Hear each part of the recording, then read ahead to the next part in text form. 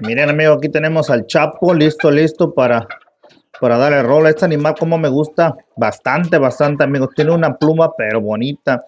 Él viene de OGB, pero le chequé la patita, nada más se la medí como que si fuera una azteca. Y sí, amigos, sí da la medida. Tiene un poco la patita gruesecita, pero pues ahí va poco a poco ya, hombre. Con una aztequita, una gallinita aztequita que le encontramos, una Brown Red.